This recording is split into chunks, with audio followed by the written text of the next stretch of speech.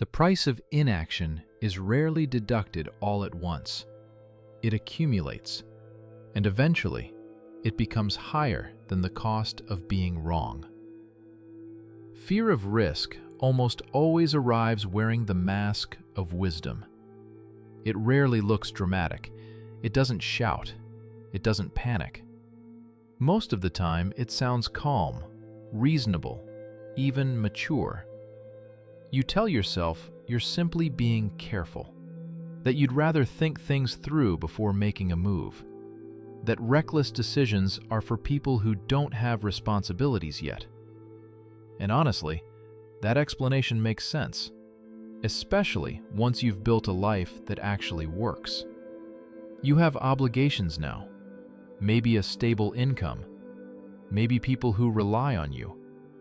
Expectations have formed around you, the kind that quietly shape your choices even when no one says anything out loud.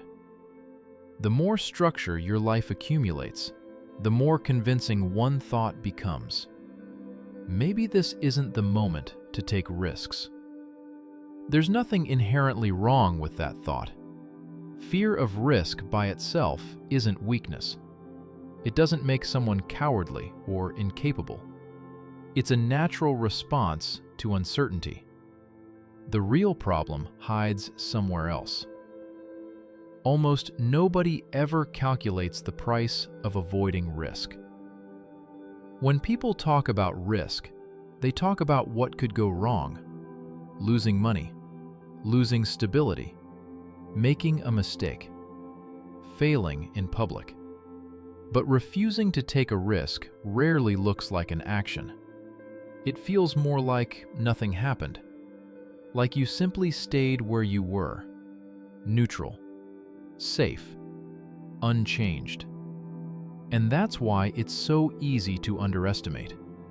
When you avoid risk, your life doesn't collapse overnight. There's no sudden fall, no dramatic moment where everything breaks. If anything, things continue exactly as they were. Your routine stays intact. Your income continues. Your environment doesn't change. From the outside, it looks like stability, and stability is comforting. It makes it seem as if nothing is being lost. But time has a strange way of revealing hidden transactions. Years pass quietly. A decision postponed here, another one pushed a little further into the future. Nothing catastrophic happens in those moments. Yet something else is happening at the same time. Every time you postpone a move, you exchange time for the feeling of safety. Not consciously, it just happens. You tell yourself, later, when things calm down, when there's more clarity, when the situation becomes less risky. The problem is that later has a habit of expanding. 1 year becomes 2, 2 become 5. Eventually, the version of life you once considered temporary becomes the permanent structure around you. And if you look at it honestly, that trade is incredibly expensive. Because time is the only resource that doesn't accumulate. It doesn't compound. It doesn't come back once spent. Time is the only resource that never comes back. The strange part is that the script most people live by understands this perfectly. That's why it almost never tells you to avoid risk entirely. Instead, it whispers something much more convincing: not now. Those two words are incredibly powerful. Not now sounds patient. It sounds thoughtful, like preparation instead of hesitation. But very often, it quietly means something else. It means never. Because the conditions under which risk feels completely safe don't really exist. There will always be something you could lose, something unfinished, some argument in favor of waiting a little longer. And while you're waiting, something subtle changes. Your life adapts to its current level of stability. Your income becomes normal. Your expenses quietly grow around it. You make commitments that feel increasingly difficult to undo. The same risk that once looked manageable starts to look absurd.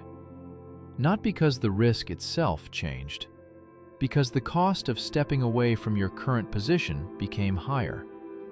The script rarely confronts you directly. It works more quietly than that. Over time, it gently shifts the way you interpret your own choices. You begin describing caution as realism, stability as maturity, risk as something other people pursue. And in many ways, those explanations are partially true. But underneath them, there's something else that almost never gets discussed. Very often, the fear of risk hides a different fear entirely. The fear of losing the role you've grown used to playing. The responsible one. The reliable one. The person who doesn't make reckless decisions. At first, those roles feel empowering. They give you identity. They make you someone others trust. But slowly, they can become something heavier. Because once a role becomes part of your identity, leaving it behind starts to feel like losing yourself. At that point, the question stops being about risk. It becomes about who you're allowed to be. And that's when avoiding risk begins to cost more than taking it ever did. Something else happens when you spend too long avoiding uncertainty. Your thinking starts to change. At first, it still feels like careful analysis. You tell yourself you're simply evaluating the situation, weighing possibilities, looking at the numbers. From the outside, it even looks intelligent. You don't rush into decisions. You don't act impulsively. You gather information. But after a while, you may notice something strange. Every calculation seems to arrive at the same conclusion. Stay where you are. Not because you're incapable of changing things, but because every scenario you imagine begins with potential loss. Your mind becomes very good at predicting what could go wrong. What it rarely spends time imagining is what might go differently. Uncertainty doesn't fit neatly into calculations. It can't be broken down into clear probabilities. And because of that, it becomes easier to avoid. Instead, your thoughts keep returning to the past. How much effort you already invested. How many years it took to reach your current position. How much energy it required to build the life you now have. And at that moment, another trap quietly appears. The trap of irreversibility. You start thinking that changing direction now would invalidate everything that came before. As if turning away from your current path would somehow erase the years you already spent walking it. As if admitting that something no longer fits would mean admitting that those years were wasted. But time doesn't lose value simply because you choose a different direction. Years are not wasted when you change direction. They lose value when you continue moving somewhere that stopped making sense long ago. The script never tells you that directly. It simply makes change appear unbearably expensive. And somewhere along the way, another thought often appears. Maybe it's already too late. Too late to change careers. Too late to start something new. Too late to experiment. That idea feels heavy, almost final. But if you look closely, it usually grows out of comparison. You compare yourself to people who started earlier, people who took risks in their 20s, people whose results are now visible from the outside. And next to those stories, your own timeline starts to feel delayed. What the script conveniently hides is how incomplete those comparisons are. You're comparing your life to the polished surface of someone else's.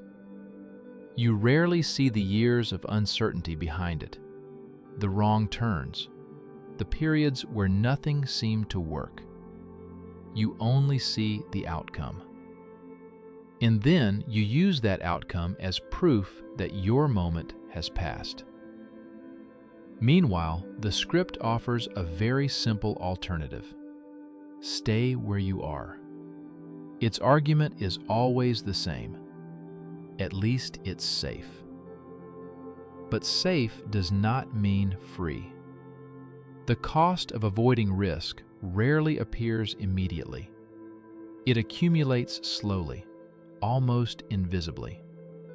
It shows up as a quiet sense that you're living slightly beside your own life, that your decisions are guided more by caution than by genuine interest. Sometimes it appears as fatigue that doesn't disappear even after rest. Other times it shows up as irritation that's hard to explain, a vague feeling of pressure, as if you're constantly tolerating something rather than choosing it. Over time, that cost can grow larger than the risk you once feared. But by then, the script has usually become part of your self-image. You start believing you're simply not the kind of person who changes direction, not the kind who rebuilds their life halfway through, not the kind who takes that kind of chance. And that's where the deepest substitution happens. You confuse your identity with your past decisions. But a person is not their previous choices. A person is their ability to choose again. The script tries very hard to make choice feel like a one-time event, as if deciding to be careful once means you must remain careful forever. Life doesn't work that way. It keeps moving whether you update your direction or not. And eventually, a different fear begins to replace the original one. Not the fear of failure, the fear of never trying. The fear that one day the question will stop being frightening and start being final. What if I simply waited too long? That's the question the script tries hardest to avoid. Not what happens if you take the risk, what happens if you never do. Not tomorrow, not next year, but 10 years from now. And if you allow yourself, even briefly, to look at that horizon without looking away, something becomes difficult to ignore. The fear of risk may have stopped protecting you a long time ago. It may simply be holding you in place. And that realization changes the meaning of risk itself. Risk stops looking like a reckless jump into the unknown. Sometimes it's simply the only way to stop standing still.